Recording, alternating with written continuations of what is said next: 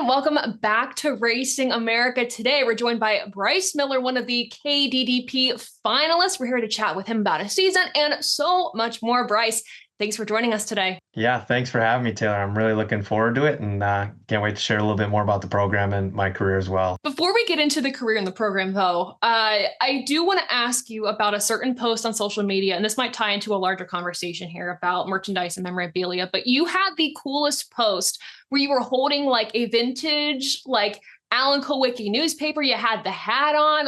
I need to know the story behind all of that. Yeah, so my dad was an Alan Kulwicki diehard fan, especially because he was from Wisconsin. And so we had all kinds of Alan Kulwicki memorabilia around the house. And he had the 1992 championship hat. And I'm like, man, I really want something to go with it. And I was just happened to be on a lunch break at work and just scrolling through Facebook on Facebook Marketplace. And I saw this Alan Kulwicki Winston Cup scene tribute magazine. I'm like, I have to have that. So mailed this guy $10 because he didn't have Venmo because he was an older gentleman, and he shipped it to my house. And I'm like, oh, this would be such a cool post. And the cool part about it too, I got to read all about Alan through this newspaper and got to learn a little bit more. So No, I love getting to see that. Anytime I can talk about collecting or anything like that, I do. I thought that was a genius post. And talking about, too, like your dad's fandom of Alan Kulwicki and now being part of the Kulwicki driver development program. How has this season been for you? And what does it mean for you to be in this program, knowing just how great Alan was? it's a dream come true.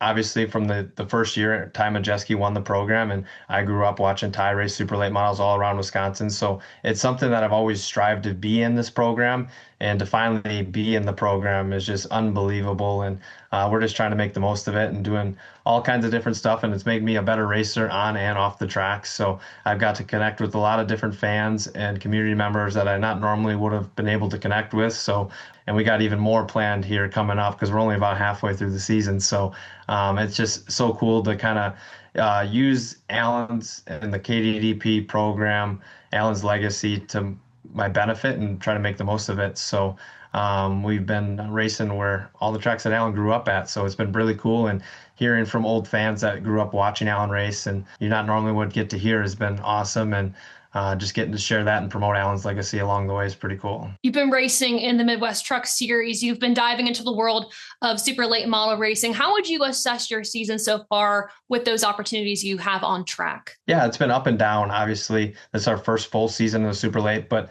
we showed a lot of potential and really looking forward to the second half of the year. We're about one race into the segment 2 of the KDDP program here, and we had a good first segment when we finished races. We had 2 mechanical failures. So just cleaning up the little stuff, but the races we did finish, we finished in the top 10. One I definitely have circled on my calendar, and one you can't miss is the Alan Kulwicki Memorial, the 77 lap at Slinger Super Speedway. So looking forward to that one as well. Going into the second segment, I'd be remiss if I did not mention you were leading in points in segment 1 of the KDDP program. What goes into building these points during the season? I know you guys have wild cards that you guys can utilize.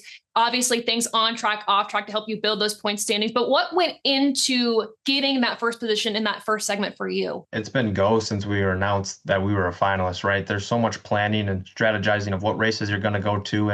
And we're not a large race team by any means. We're a family race team at heart. We don't have a lot of funds behind us. We have to kind of strategize the races we want to go to and plan what events you're doing, how you're doing your fundraising, all those different things that go into it are done months in advance. So just really looking forward to this second half and the third segment here. But segment 1 was busy. We raced a lot. We did a lot of events. I actually kept track of every mile that we've traveled for either racing, a community event, or a fundraising event. And we traveled from New York to California, and halfway back is how many miles we put on just in the first segment. So it's going to get even busier in segment 2 and segment 3. One of the coolest things I think about being in this program, you mentioned earlier that you hear a lot of stories about Alan. You have a lot of great people around you to support you. The mentorship that comes with this program is monumental. I'm curious for you if there's been anybody you've been able to connect with in this program that has made a lasting impact on you, maybe a lesson or something that you've learned from somebody that has stuck with you that you carry on and off the track. Everyone in this program has been so helpful and so supportive. I would say the one that I've been able to build the biggest connection with is Danny Cameron, Alan's spotter back in the day. And We've worked together, and I talk to him every Monday, if not more than that. He just gives little tidbits, and obviously he doesn't come to every race, but he watches every race, so we kind of can see what's going on. And it's just so cool to bounce different ideas and kind of, you'll be going through the grind, and you're working really hard. And he goes, I've been there, done that. Like, just keep going, keep pushing. Danny's just such an awesome guy, and he builds up a lot of confidence and says, you can do this every single race. And it's just cool to have that guy supporting me every step of the way. It's so good to have people like that in your corner. And it's so cool to be able to talk to other legends of the sports that have had a hand either in Alan's legacy or even to just legacy of other champions of the sport. I saw that you all got the chance to talk to Ronnie Childers. How was that conversation, and what did you learn from that? It was so cool because he was in our shoes at one point. He was a racer, and he was trying to make his way in racing, and he ultimately led to the crew chiefing side. But he was a short track racer at heart, so being able to bounce ideas and kind of how he went through his ranks and how, what steps he took to get where he's at. And just cool to know that someone who's reached the pinnacle of the sport and the highest rank you could get as achievements wise is once in our shoes. So we just got some new t-shirts made, and it says, if you don't believe, you don't belong. So just staying true to that. And we're just, even though we're a small race team, we believe, and we're looking forward to finishing this year out and going for that Kulwicki championship. You're very hands-on with your racing, like you said, very small team. What's been the most challenging part about that? Obviously, you have so much going on, but I'm sure with the challenges, there comes great reward with that too, right? For sure. I'm hands-on with everything in my race car. Me and my crew guys, we're all learning along as we go to every one of these races, and we're getting really, really close here. And I'm thinking we're going to hit it this weekend. So whether it's good or bad, that you had a hand in doing it, and it's a lot of late hours. It's a lot of long nights in the shop, and to most people it seems crazy, but this is just kind of what we do here in the racing world. And so, throughout the summer months, we don't get to race all year long in Wisconsin here. We only get from about April to October. So just trying to get as many races as we can in, and the second half of the season really ramps up because the beginning of the year, you're only 1-day shows. Now we're getting to 2 to 3 day long shows. And so really cool and an exciting time of year for Wisconsin racing for sure. You're also working with young driver Austin Warner on your team. What's that been like working with him as a mentor, and even at 25 years old, at 25 as well? And I think that when I'm mentoring others that are younger than me, that I know everything. I've got this, but I learned so much from those that are younger too. Have you learned anything from him in the process? Yes, I've learned so much. We were just at Slinger last night, and I was in his shoes 3-4 years ago, and the same things he was dealing with I felt, and so I could relate to him so well because I was like, I know you're getting tired, I know these G-forces, but just keep digging, you're fast, like just keep going. And he's like, after the race, he's like, that was so helpful because sometimes it's so easy to focus on, like, in the moment, I'm tired, I'm worn out. But if you think of the big picture, just finish this race, just one car at a time, lap by lap. So it's been so cool. And it honestly just reinforced some simple habits that I'm able to teach Austin along the way and kind of relate that to my own racing program. And when you kind of step back and you got the headset on and you're crew chiefing him and you're mentoring him along the way, it's just little simple things like that you pick up along the way that you can add to your own racing program. So it's so cool and so rewarding as well, seeing Austin improve throughout the season. So I want to shift gears a little bit, talking about some more that you do off track. You did some great work with the American Legion Post 166 a few weeks ago. Same thing with the Change Makers. I was curious if you could talk more about the work you're doing with these organizations off track and the impact you're making. Yeah, it was so cool. We for the Memorial Day, we handed out American flags for to all the fans that came in, and we also raised money for the VFW in Jefferson, which is a super small community. But what we were able to do was supporting veterans that are going through all different kinds of things, and also going towards their VFW and different fundraisers as well.